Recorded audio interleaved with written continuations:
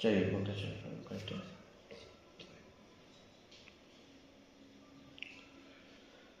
नमो अरिहन्ताणं नमो सिद्धाणं नमो आयर्याणं नमो वज्रायाणं नमो लोये सर्वसापूर्णम्। मंगलं भगवान् वीरो मंगलं गौतमो वणि मंगलं कुन्दकुन्दात्यो जैनधर्मोऽस्तु मंगलम्। सर्वमङ्गलमाङ्गल्यं सर्वकल्याणकारकं प्रधानं सर्वधर्माणां जैनं जयतु शासनम्। वन्दितु सर्वसिद्धे धूमचलमणोमभङ्गतिं पत्ते वोच्छामि समयपाहुर्मिनमोऽस्तु केवलीभणितम्।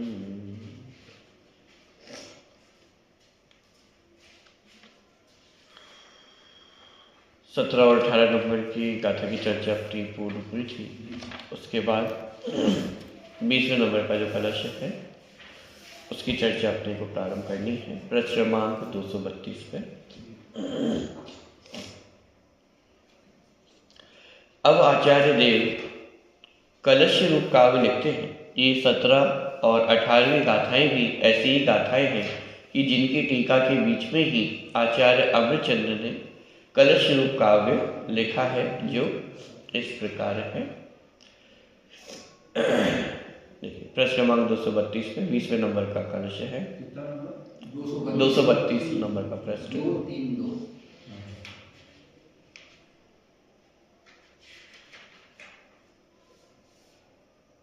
चलिए कलश का पाठ करते हैं। कथमपि समुपात त्रित्वमप्येकताया अपतितमिदमात्मत् ज्योतिरुद्गच्छ अच्छम् सततमनुभवामो अनंत चैतन्य चिन्नम् न खलु यस्मात् अन्यथा साध्य सिद्धि। रूपता को प्राप्त है पर नाटरी एकत्व को ये सोत निर्मल आत्मज्योति प्राप्त है जो स्वयं को अनुभव करें हम सकती चैतन्य में उस ज्योति का, क्योंकि उसके बिना जग में सादगी हो से दिना। देखिए ना खलु यस्मात् अन्यथा साध्य सिद्धि। किसी बात को यदि रिपीट किया जाए तो इसका मतलब उस बात पर वजन दिया जा रहा है। अमृतचंद्र आचार्य 2 बार यहाँ लिख रहे हैं ना खलु। ये वास्तव में इसके अलावा और कोई साध्य सिद्धि का उपाय नहीं है। 2 बार यहाँ पे लिख रहे हैं। बनारसी दास जी तो अपने छंद में 3 या 4 बार लिखते हैं कि नहीं है। माने कि वजनदारी देना चाह रहे हैं कि हमारी जो साध्य सिद्धि का उपाय है, जिसे 17वीं 18वीं गाथा में कहा था कि जीव राजा को जानना, उसका श्रद्धान करना और उसका अनुचरण करना, यही साध्य सिद्धि का उपाय है। 3 काल में इसके अलावा और कोई साध्य सिद्धि का उपाय नहीं। तो वजनदारी देने के लिए ना खलु यस्मात् अन्यथा साध्य सिद्धि, इसके अलावा और कोई साध्य सिद्धि नहीं है।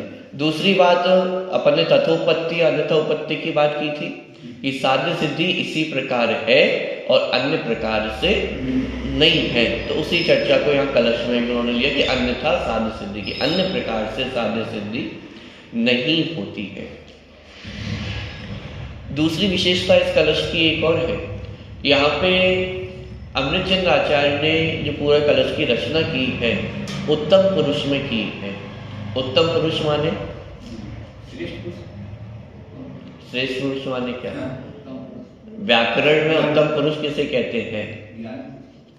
स्वयं को, मैं से अलग अलग वाक्यों का प्रयोग होता है। तुम, वह, मैं। तो मैं ये उत्तम पुरुष, संस्कृत में से उत्तम पुरुष कहते हैं कि वह खा रहा है, मैं खा रहा हूँ, तो मैं खा रहा हूँ, ये उत्तम पुरुष का वाक्य हुआ। तो ये पूरा जो कलश है, कहने का तात्पर्य ये कि अमृतचंद्र आचार्य ने इसमें स्वयं को ही संबोधित किया है। सामान्यतः हम कलश में देखते हैं कि हे भव्य जीवों को संबोधित करते हुए कलश लिखा जाता है, संसारी प्राणियों को संबोधित करते हुए कलश लिखा जाता है। लेकिन यहाँ पे अमृतचंद्र आचार्य किसके लिए कलश लिख रहे हैं? स्वयं के लिए, स्वयं को संबोधित करते हुए कलश लिख रहे हैं। ऐसा क्यों कर रहे हो? किसी का प्रश्न हो सकता है या किसी का आरोप हो सकता है, साहब आप तो दूसरों को ही उपदेश देते हो, स्वयं को भी तो उपदेश दो। तो अमृतचंद्र आचार्य स्वयं को ही उपदेश दे रहे, मानो स्वयं को ही संबोधित कर रहे हैं कि क्या करने योग्य है, कि आत्मा अनुभव ही करने योग्य है। तो उसी से साध्य सिद्धि होती। तो माने यहाँ तो अपनी ही बात उनकी चल रही है। देखिए, कथमपि समुपात्रित्वम अपि एकताया अपतितम इदम आत्मज्योति ही। इदम आत्मज्योति ही, यह आत्मज्योति अपतितम, कि अपतित है, माने आप अपने आत्मज्योति को कभी भी छोड़ती नहीं है। कब? कथमपि समुपात त्रित्वम, क्या? कथमपि माने किसी प्रकार से, समुपात माने प्राप्त किया है, क्या? त्रित्वम, तीन पना। कौन सा तीन पना प्राप्त कर लिया है आत्मा ने? दर्शन, ज्ञान और चारित्र। ठीक है, 7वीं 18वीं गाथा में दर्शन, ज्ञान, चारित्र की ही चर्चा थी। उसी को यहाँ पे कहा जा रहा है कि किसी प्रकार से इस आत्मा ने तीन पन्ने को प्राप्त कर लिया है। कौन सा तीन पन्ना? दर्शन, ज्ञान और चारित्र। अब यहाँ पे भेद की चर्चा होगी कि माने तीन प्रकार के भेद रूप हो गया है।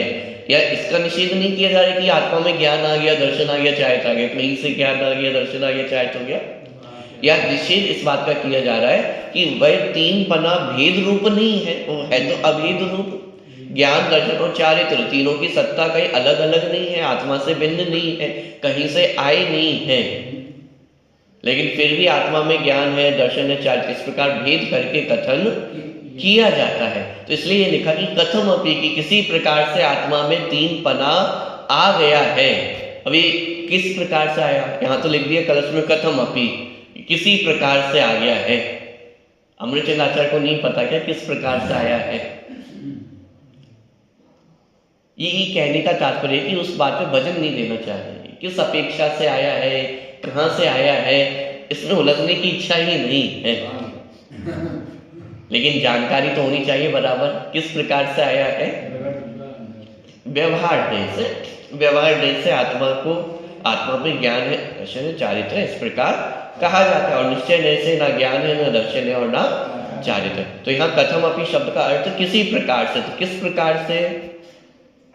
व्यवहार नय से आत्मा में तीन पने की प्राप्ति होती है। व्यवहार नय से आत्मा में ज्ञान, दर्शन और चारित्र, ये तीन प्रकार का कहा जाता है। तो कथम अपि समुपात माने प्राप्त किया। किसको प्राप्त किया? त्रित्वम, तीन पने को प्राप्त किया। कथम अपि समुपात त्रित्वम अपि, क्या? तीन पने को प्राप्त करने पर भी, ये अपि शब्द का अर्थ किसी प्रकार से, अर्थात व्यवहार नय से तीन पने को प्राप्त होने पर भी क्या हुआ? तो अपन शब्द का प्रयोग करें तथापि, कि ऐसा है, लेकिन, किंतु, परंतु भी, ऐसा होने पर भी क्या हुआ? त्रित्वम अपि एकताया, एकता से, एकताया अपतितम, एकता से कभी भी पतित नहीं हुआ, अपने एकत्व को कभी भी नहीं छोड़ा है, अपने एकत्व से कभी भी पतित नहीं हुआ। आत्मा को तीन प्रकार का कहा जाने पर भी आत्मा कभी भी तीन रूप नहीं हुआ। आत्मा कैसा है? एकत्व को ही उसने अपने प्राप्त किया हुआ है। जैसे एक ही व्यक्ति पिता भी है, पुत्र भी है, चाचा भी है, ताऊ भी है, सब कुछ है, लेकिन वो व्यक्ति कितना है? अनेक प्रकार का होता हुआ भी उस व्यक्ति ने अपने एकत्व को नहीं छोड़ा है।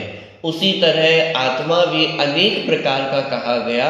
और यहाँ पे बाकी चीज़ों की तो चर्चा ही नहीं चल रही है। जब अनेक प्रकारता की चर्चा चलेगी, अनेक रूपता की चर्चा चलती है, तब तो द्रव्य कर्म, भाव कर्म, नौ कर्म तीनों की चर्चा चलेगी। नौ कर्म में शरीर आदि की चर्चा रहेगी, भाव कर्म में मोह राग द्वेष आदि की चर्चा, द्रव्य कर्म में कर्मों की चर्चा। तो जब अनेक रूपता की हम बात करते हैं तो ये सारी चीज़ें भी उसमें आती हैं, क्योंकि नौ कर्म अनेक रूप के पाए जाते हैं। शरीर कभी मनुष्य शरीर है, कभी त्रियंच है, कभी नारकी है, कभी देव है, ये अनेक रूपता है। भावों की अनेक रूपता, वर्तमान में हम क्रोध करते हुए दिखाई नहीं, शांत दशा दिखाई दे रही है, लेकिन पूरे दिन भर का यदि इतिहास उठा करके देखेंगे कितने प्रकार के परिणाम ऊपर नीचे होते, यही बैठे बैठे हमारे परिणाम कितने ऊपर नीचे, तो ये भी अनेक रूपता है। लेकिन अमृतचंद्र आचार्य यहाँ पे उन अनेक रूपता की तो बात ही नहीं कर रहे। पहली बात तो उन्होंने अपेक्षा ही क्लियर नहीं की, सीधे लिख दिया कथम अपे, किसी प्रकार से, कैसी है, तीन पने को प्राप्त हुआ। तो यहाँ पे मात्र दर्शन ज्ञान चाहिए की बात है कि अब उस स्थिति में आ गए कि इन चीजों की तो हम चर्चा ही क्या करें, इस शरीर की, मोह राग द्वेष की, 8 कर्मों की तो ये चर्चा ही क्या करें, ये तो बहुत दूर रह गई है। यहाँ तो दर्शन ज्ञान चाहिए का भेद भी स्वीकार नहीं है। ये उस शैली में लिखा गया कलश है। पॉइंट पकड़ में आ रहा है?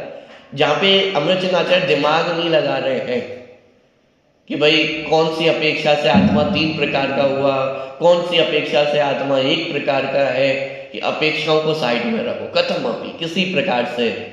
जगत जन कह रहा है ना आत्मा तीन प्रकार का है, ज्ञान दर्शन चारित्र वाला, तो होगा किसी प्रकार से आत्मा में तीन पना आ गया। लेकिन हम तो इतना जानते हैं, क्या जानते हैं, कि अपने एकत्व को कभी भी नहीं छोड़ा। इस शैली में लिखा गया कलश है। माने बिल्कुल अमृतचंद्र आचार्य के हृदय में जाकर के यदि हम उसको देखेंगे और फिर समझेंगे इस कलश को, तो इसका भाव हमें ख्याल में आएगा। क्या वो अमृतचंद्र आचार्य किसी अपेक्षा को क्लियर नहीं करना चाह रहे कि होगा किसी अपेक्षा से? आप कह रहे हो ना, ठीक है, तीन पने को प्राप्त है, ऐसा कह रहे हो ना, ये तीन पने को प्राप्त है, लेकिन फिर भी एकताया अपतितम, कि अपने एकत्व को कभी नहीं छोड़ा, किसी भी प्रकार की अवस्था में हो वह एकत्व एक ज्ञायक भाव रूप से सदा अपतित ही रहा।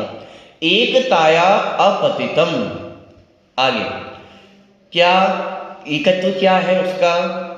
एकताया अपतितम इदम आत्म ज्योति उद्गच्छद अच्छम, अच्छे रूप से ये आत्म ज्योति प्राप्त होती है। अच्छम, अच्छम माने अच्छा, जो अपन कहते हैं ना, जैसा अपना शब्द बनता है स्वच्छ, ये स्वच्छ भी अच्छ धातु से ही बना है। अच्छ माने अच्छा, तो स्वच्छ माने बहुत अच्छे से साफ करना, अच्छा करना, उसे स्वच्छ कहा जाता है। तो अच्छ माने अच्छी तरह से। वह आत्म ज्योति उद्योतमान है, उद्गत, कि वह उद्योतमान है, अपने आप को प्राप्त होती हुई। जैसे 17वीं 18वीं गाथा में कहा था उसकी टीका में कि आबाल गोपाल सबको जानने में आ रहा है। तो अच्छे उद्गत कि वह आत्म ज्योति सबको जानने में आ रही है, सबको प्राप्त है अच्छे रूप से। यानी बार बार आत्म ज्योति शब्द के लिए एक शब्द का प्रयोग किया जा रहा है, एक भाव का प्रयोग किया जा रहा है कि वो उद्योतमान है, अस्त नहीं हुई है वो आत्म ज्योति। ये बार बार अलग अलग कलशों में जब आप उठा करके देखोगे तो ये इस बात पे फोकस किया गया है कि वह आत्म ज्योति सदा उद्योतमान है, वो कभी भी अस्त नहीं हुई है। तो यहाँ पे भी वही बात कि वह आत्म ज्योति उद्गत अच्छ, कि अच्छे रूप से प्राप्त हो रही है। किसको? सभी जीवों को। टीका में तो आबाल गोपाल सबको लिखा था कि बालक से लेकर के वृद्ध तक, अज्ञानी से लेकर के ज्ञानी तक सबको भली भांति भगवान आत्मा जानने में आ ही रहा है। तो एकताया अपतितम इदम आत्म ज्योति ही उत्गत अच्छम सततम अनुभवामो। क्या लिख रहे हैं? सततम अर्थात हमेशा सतत अनुभवामो, सतत रूप से अनुभव करूं। ये उत्तम पुरुष का क्रिया, अनुभवामो। हालांकि जब मैं का प्रयोग होता है तो उसमें अनुभवामी ऐसा होना चाहिए था, लेकिन यहाँ पे अनुभवामः ऐसा लिखा। क्यों? जैसे अपने बुंदेलखंड में ज़्यादा चलता है, मैं के स्थान पे हम का प्रयोग किया जाता है। हम वहाँ गए थे, हमने ये खाया। कितने लोग थे, कितने लोगों ने खाया? हम शब्द का प्रयोग किया जाता है मैं के अर्थ में। तो यहाँ पे भी, और दूसरा संस्कृत में जब किसी व्यक्ति को आदर देना होता है, सम्मान देना होता है, तो उसमें बहुवचन का प्रयोग किया जाता है। जैसे पुराने ज़माने में भी आपने फिल्मों वगैरह में भी आपने देखा होगा, जब राजा की एंट्री हो रही है तो ऐसा नहीं कहा जाता कि राजा पधार रहा है। क्या कहते हैं? पधार रहे हैं। कितने राजा पधार रहे हैं? कितने राजा आ रहे हैं? भाई राज्य का राजा तो एक ही है ना, एक ही राजा आ रहा है ना, तो क्या प्रयोग करना चाहिए? राजा पधार रहा है, ऐसा नहीं कहा जाता है। कैसे कहते हैं? सम्मान के अर्थ में, राजा पधार रहे हैं। सब किसी को सम्मान देना भी हो तो अपन ऐसे पूछते हैं, आप कहाँ जा रहे हैं? एक भारतीय संस्कृति में एक तो ये भी लगता है तुम कहाँ जा रहे हो, और एक आप कहाँ जा रहे हैं। है शब्द का बहुवचन का प्रयोग किया जाता है। व्यक्ति एक ही है, लेकिन सम्मान देने के लिए बहुवचन का प्रयोग किया जाता है। ऐसे ही अमृतचंद्र आचार्य किसको सम्मान दे रहे हैं? अब वो तो स्वयं को सम्मान दे रहे हैं। अमृतचंद्र आचार्य स्वयं के लिए कंस लिखा है तो स्वयं को सम्मान दे रहे हैं। अरे भाई, तो वो स्वयं कौन है? और हमें दिक्कत है कि हमें अमृतचंद्र आचार्य दिख रहे हैं, और अमृतचंद्र आचार्य को मैं के स्थान पे कौन दिखाई दे रहा है? जीव राजा। जैसे आचार्य कुंद ने राजा का स्थान दिया कि वो कैसा है? जीव राजा है। तो हमें अपनी आंखों से दिखाई दे रहा है कि अमृतचंद्र आचार्य, और अमृतचंद्र आचार्य को स्वयं क्या दिख रहे हैं? वो जीव राजा दिखाई दे रहा है। तो सम्मान किसका है? जीव राजा का सम्मान है। पॉइंट पकड़ में आ रहा है? देखिए, सततम अनुभवामो, कि मैं सतत उस आत्म ज्योति का ही अनुभव करता रहूं। सततम अनुभवामो कैसे पहचानने में आएगा? राजा को पहचानने के कुछ चिन्ह होते हैं, उसका जो ठाट वाट है, उसकी जो भी चीजें हैं उससे वो जानने वाला, वेशभूषा से, उसके राज्य चिन्ह जो कुछ भी है उन सब से राजा जानने में आता है कि ये व्यक्ति राजा है। आत्मा को कैसे पहचाना जाए? ये जीव राजा को कैसे पहचाना जाए कि ये जीव है? देखिए, अनंत चैतन्य चिन्हम, चिन्हम ये चिन्ह है। कौन सा? अनंत चैतन्य। ये जो चेतनता है ये आत्मा का चिन्ह, ये जीव का चिन्ह है। जानन जानन जानन पना। और ये कैसा स्वरूप है, कैसा स्वभाव है? अनंत चैतन्य चिन्हम। ये अपने स्वभाव को अनंत कह रहे हैं। सर्वज्ञत्व, सर्वदर्शित्व ये आत्मा के चिन्ह है। केवल ज्ञान स्वभाव, केवल दर्शन स्वभाव ये आत्मा का स्वभाव है। ये अनंत चैतन्य चिन्ह है। पॉइंट पकड़ में आ रहा है? दूसरा अर्थ इस प्रकार से भी किया जा सकता है, अनंत चैतन्य चिन्ह माने चैतन्य जैसे अनंत चिन्ह आत्मा में विद्यमान, माने अनंत गुण आत्मा में विद्यमान है। तो अनंत चैतन्य चिन्हम, ये अनंत चैतन्य चिन्ह से वह आत्मा पहचानने में आता है। और ऐसे आत्म ज्योति को मैं निरंतर सतत अनुभवन करूं। और फिर अंतिम पंक्ति लिखी, ना खलु यस्मात् अन्यथा साध्य सिद्धि। ये जिसके बिना, यस्मात् अन्यथा, कि इसके बिना, माने ये जो ऊपर प्रक्रिया बताई है, ये आत्म ज्योति को पहचानूं और सदा उसका अनुभव करूं, यस्मात् अन्यथा, कि इसके बिना ना खलु साध्य सिद्धि, कि जिसके बिना साध्य सिद्धि नहीं होती है, नहीं होती है, नहीं होती है। अरे कितनी वजनदारी से बात की होगी कि साध्य सिद्धि का उपाय एकमात्र ही है। दुनिया में सर्वत्र आप भटके हो, घाट घाट का पानी पिया है, तो हमने तो पूरे तीनों लोगों को घूम लिया है। क्षेत्र परावर्तन, द्रव्य परावर्तन, क्षेत्र परावर्तन, काल परावर्तन, क्या रह गया घूमने को? हर जगह घूम के देख लिया, हर तरह के परिणाम करके देख लिए, सब कुछ करके देख लिया है। अब तो ये बात स्वीकारनी ही पड़ेगी कि ना खलु साध्य सिद्धि, इसके अलावा और कोई साध्य सिद्धि का उपाय, यदि कोई चीज हमने नहीं की है तो ये नहीं की है। इसके अलावा सब कुछ कर लिया है, सारे उपाय करके देख लिए, एक एक कषाय में प्रवीण होके देख लिया है कि कहीं तो मुझे सुख की प्राप्ति हो, एक एक पाप में प्रवीण होकर के देख लिया, एक एक सप्त व्यसन में प्रवीण होके देख लिया है।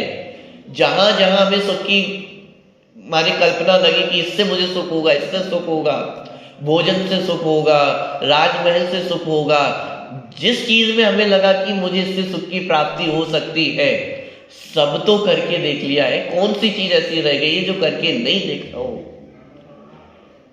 लेकिन उससे तो साध्य सिद्धि नहीं हुई है। तो आचार्य अत्यंत करुणा से, उनकी करुणा भी झलक रही है कि किसी बात को यदि 2 बार रिपीट कर रहे हैं, जबकि अपन ने देखा है आचार्यों को रिपीटेशन पसंद नहीं होता है। वो तो ये चाहते हैं कि कम से कम अक्षरों में, कम से कम शब्दों में हमारी बात पूरी हो जाए। और जबकि उन्हें तो तार पत्रों पे लिखना होता है, हमारे से पेन से तो लिखते नहीं थे। एक एक अक्षर, एक एक शब्द लिखने में हाथों में चुभते होंगे कांटे, मानी कितनी पीड़ा होती होगी। लेकिन उस सब के बाद भी यदि आचार्य कहीं पे किसी शब्द को रिपीट कर रहे हैं, तो आप समझ सकते हैं कि उसके पीछे कितनी वजनदारी जुड़ी हुई है, कितनी करुणा जुड़ी हुई है। और उस करुणा के साथ, उस वजनदारी के साथ आचार्य हमें भी प्रेरणा दे रहे हैं कि ना खलु, कि इसके अलावा और कोई साध्य सिद्धि का उपाय नहीं है। चलिए, तो इस प्रकार ये अपना छंद हुआ, इसका अर्थ अपन पढ़ते हैं।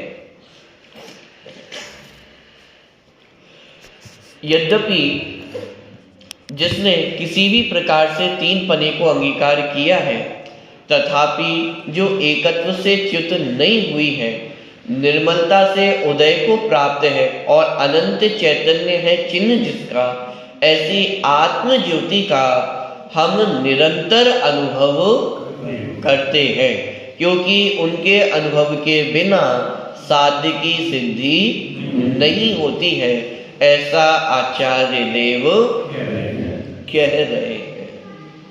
तो एक तो अपनी बात बताई अमृतचंद आचार्य ने कि मैं क्या करता हूँ।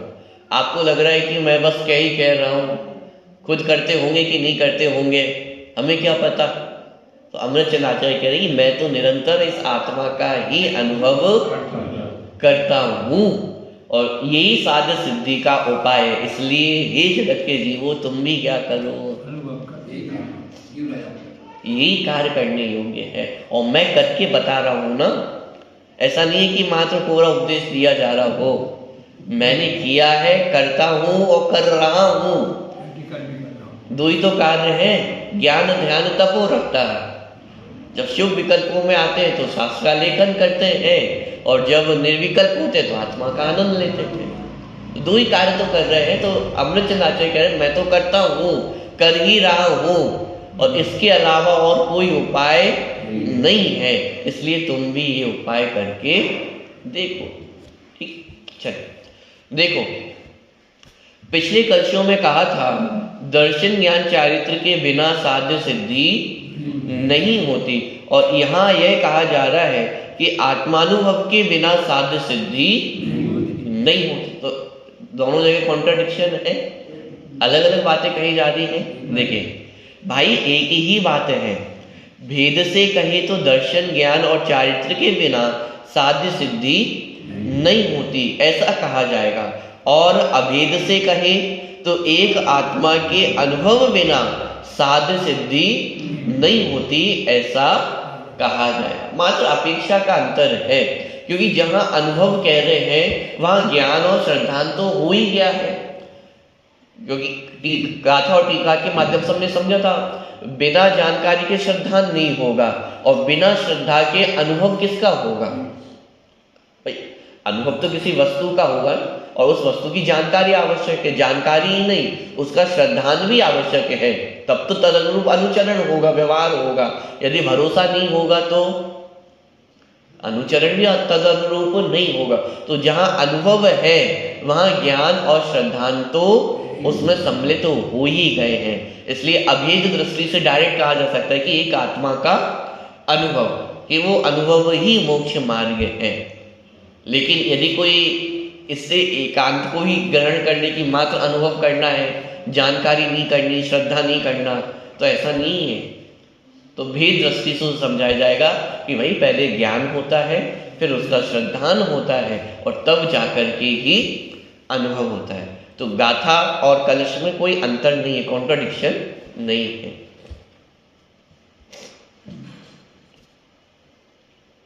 इन दोनों कथनों में कोई विशेष अंतर नहीं है, मात्र विवक्षा भेद है, क्योंकि वही आत्म ज्योति तीन पने को प्राप्त हुई है और उसी ने एकत्व को नहीं छोड़ा है, पर है तो वह आत्म ज्योति ही आत्मा ही। तात्पर्य यह है कि सुखी होने का एकमात्र उपाय आत्म साधना ही है। यहाँ आचार्य देव ने उत्तम पुरुष में बात की है कि ऐसे भगवान आत्मा का हम निरंतर अनुभव करते हैं। अब देखो, मैं अनुभव करता हूं ऐसा नहीं कह रहे थे, हम अनुभव करते हैं। तो एक प्रकार से उस आत्म ज्योति का ही सम्मान है कि हम निरंतर अनुभव करते हैं, क्योंकि साध्य की सिद्धि का कोई दूसरा उपाय नहीं है। उत्तम पुरुष में बात करके भी आचार्य देव प्रेरणा दे रहे हैं कि जो व्यक्ति साध्य की सिद्धि चाहते हैं, दुखों से मुक्ति चाहते हैं, अतीन्द्रिय आनंद की प्राप्ति करना चाहते हैं, वे निज भगवान आत्मा का निरंतर अनुभव करें। क्यों निरंतर अनुभव करें? मैं भी तो निरंतर अनुभव कर रहा हूं, सतत अनुभवामो। अमृतचंद आचार्य क्या कह रहे हैं कि मैं सतत किसका अनुभव कर रहा हूं? आत्मा का ही अनुभव कर रहा हूं। नहीं साहब, आप झूठ बोल रहे हो। क्यों? यदि आप सतत आत्मा का अनुभव कर रहे होते, वे लिख कैसे रहे हो? ये लिख रहे हो, यही आपकी बात को कॉन्ट्रडिक्ट कर देता है कि नहीं, आप सतत अनुभव नहीं कर रहे हो। अरे भाई, ये लिखना भी किसके लिए है? अमृतचंद आचार्य को नहीं पता था कि ये विकल्प जाल है, ये शुभ भाव भी आग है, ये राग आग दहे सदा। अमृतचंद आचार्य को नहीं पता क्या? सब कुछ पता है। इतना सब कुछ पता होने पर भी वो जब इस ग्रंथ लेखन का कार्य कर रहे हैं, तो उसके पीछे भावना एक ही है। क्या भावना है? पहले अपने कल पढ़ा था प्रारंभ में, संकल्प विकल्प विलीन जालम। ये सारे संकल्प विकल्पों का जो जाल है, उसको विलीन करने के लिए, उसको नष्ट करने के लिए मैं टीका का कार्य कर रहा हूँ। तो विकल्पों से ही विकल्पों का अभाव होगा क्या? यहाँ ऐसा ही है। विकल्पों को दूर करने के लिए कुछ विकल्प करने पड़ते हैं। विकल्पों का अभाव विकल्प पूर्वक ही होता है। विकल्प पूर्वक होता है माने अशुभ विकल्प छूटेंगे तो शुभ विकल्पों में आएंगे, और शुभ विकल्प जैसे जैसे छूटते चले जाएंगे तो निर्विकल्प अवस्था की प्राप्ति होती है। तो निर्विकल्प अवस्था के पहले जो विकल्प रहेंगे वो ये शुभ विकल्प ही रहेंगे। तो यहाँ प्रयोजन विकल्पों में अटकने का नहीं है। लक्ष्य क्या है? शुद्धोपयोग की प्राप्ति होना, निर्विकल्प दशा की प्राप्ति होना, आत्मानुभव, ये लक्ष्य है। और उस लक्ष्य से किया गया यदि कोई कार्य है, तो ये कार्य भी किसका कहा जाएगा? ये सब आत्मानुभव का ही कार्य है। एक ग्रंथ लेखन भी किसका कार्य है? ये आत्मानुभव का ही कार्य है, क्योंकि हमारा लक्ष्य क्या है? आत्मानुभव है। जैसे कोई विद्यार्थी है, उसका एकमात्र लक्ष्य क्या है? पढ़ना, पढ़ाई, ये उसका एकमात्र लक्ष्य है। तो क्या करते हो? मैं तो दिन भर पढ़ता हूँ। खाना नहीं खाते हो क्या? खेलते कूदते नहीं हो क्या? सोते नहीं हो क्या? वो सब करना भी किसके लिए है? पढ़ने के लिए ही है। भोजन भी किसके लिए करते हैं? पढ़ने के लिए। अरे खेलने भी जाता हूँ तो किस लिए जाता हूँ? पढ़ने के लिए। और पढ़ते पढ़ते सो जाता हूँ तो भी सोना भी किसके लिए है? पढ़ने के लिए है। अब दो क्रिया बिल्कुल विपरीत है। पढ़ने में तो जागृत अवस्था चाहिए, और सोते हुए तो कोई पढ़ नहीं सकता है, लेकिन आप कह रहे हो सोना भी पढ़ने के लिए है।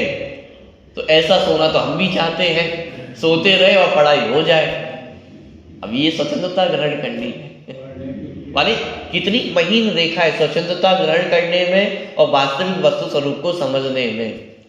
जब ये कहा जा रहा है कि सोना भी पढ़ने के लिए है, तो वजनदारी पढ़ने पे है, सोने पे नहीं है।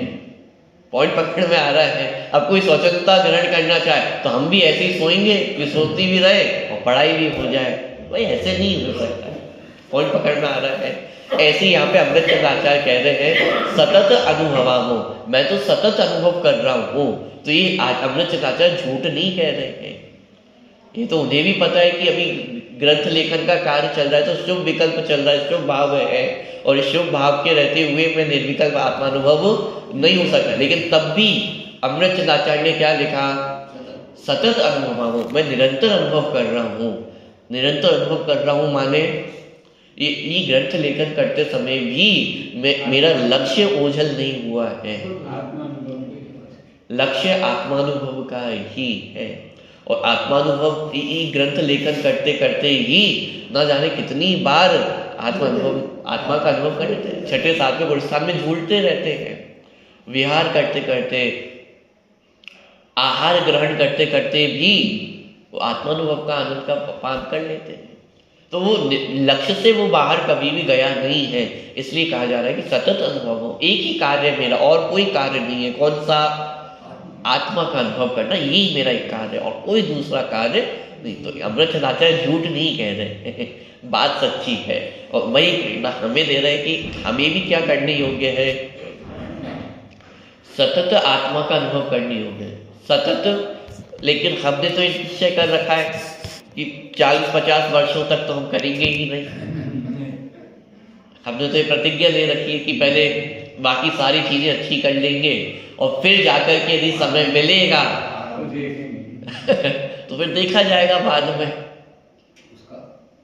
यदि बाद में देखा जाएगा, ये हमारी मानसिकता है, तो बाद में कभी भी वो हमारे जानने में आने वाला नहीं है। बाहर में तो कुछ ना कुछ लगा ही रहेगा। आपको क्या लगा 50 वर्ष के बाद फ्री हो जाएंगे? और ये तो आप लोगों को ज्यादा अनुभव होगा। फ्री तो कभी होने वाले नहीं है। ये आत्मानुभव कब करने योग्य है? सतत अनुभव, सतत अनुभव करने योग्य है। अभी वर्तमान में निरंतर एक ही लक्ष्य होना चाहिए, आत्मानुभव। यही हमारा लक्ष्य है। ठीक। जब कोई सुयोग्य पिता अपने पुत्र से बार बार कहता है कि जब मैं तुम्हारी उम्र का था तब प्रातः 5 बजे उठता था और 5 किलोमीटर घूमने जाया करता था, तब उसका आशय अपनी दिनचर्या बताना नहीं होता है, अपनी प्रशंसा करना भी नहीं होता है, अपितु पुत्र को प्रेरणा देना होता है कि यह उम्र प्रातः 9 बजे तक सोते रहने की नहीं है। इसी प्रकार यहाँ आचार्य देव हमें प्रेरणा दे रहे हैं कि यदि तुम सुख शांति चाहते हो तो अपने आत्मा को जानो, पहचानो, उसमें ही जम जाओ, रम जाओ। सुखी होने का एकमात्र यही उपाय है। यह मानव जीवन यूं ही विषयों में बर्बाद कर देने के लिए नहीं मिला है। अभी दादा ने एक माने आचार्य को एक पुत्र के समान कहा कि जैसे पुत्र को समझाते हुए पिता अपने बचपन की बातें बताता है कि बेटा हम तो ऐसा करते थे, ऐसा करते थे। सुबह 5 बजे उठ करके मंदिर जाते थे, स्कूल जाते थे, पढ़ते थे, लिखते थे, ये सारी चीज़ें बताई जाती हैं। तो पिता अपने को थोड़ा बखान करना चाह रहा है, प्रशंसा करना चाह रहा है स्वयं की। लक्ष्य स्वयं की प्रशंसा करना नहीं है, स्वयं का बखान करना नहीं है, प्रेरणा देना है। इसी तरह अमृतचंद आचार्य कोई अपनी प्रशंसा नहीं कर रहे हैं, देखो मैं निरंतर आत्मा का अनुभव करता हूँ, मैं ऐसा करता हूँ, वैसा करता हूँ, ऐसा शेखी नहीं बताना चाह रहे हैं। प्रेरणा देना चाह रहे हैं कि मैं भी सुखी होने के लिए मैं भी यही कार्य करता आया हूँ, मैंने भी ये कार्य किया है, वर्तमान में भी यही कार्य निरंतर कर रहा हूँ, एक आत्मा का ही अनुभव करता हूँ, इसके अलावा और कुछ नहीं करता हूँ। तो अपनी बात बता करके हमें ये प्रेरणा देना चाह रहे हैं कि एक बात बताओ, तुम भी मुझे आदर्श तो मानते हो, रोज मेरी जयकारा तो लगाते ही हो, पंच परमेश्वरी में हम निरंतर नमस्कार तो करते ही है। तो जब रोज मेरे को इतना मानते हो, मेरा आदर सम्मान करते हो, मेरे को आदर्श मानते हो, तो जो मैं करता हूँ तो वो एक बार करके तो देखो। यदि सचमुच आदर्श मानते हो, सचमुच ये मानते हो कि हाँ मैं कोई पूज्य हूँ, तो कम से कम मैं जो करता हूँ वो स्वयं भी तो करके देखो। तो मैं तो आत्मा का अनुभव करता हूँ, और यदि तुम सुखी होना चाहते हो, साध्य की सिद्धि करना चाहते हो, तो तुम भी क्या करो, आत्मा का ही अनुभव करो। इसके अलावा साध्य सिद्धि का और कोई उपाय नहीं है। तो बहुत अत्यंत करुणा पूर्वक आचार्य हमें यहाँ पे आत्मानुभव की प्रेरणा दे रहे हैं। और विशेष चर्चा पर करें।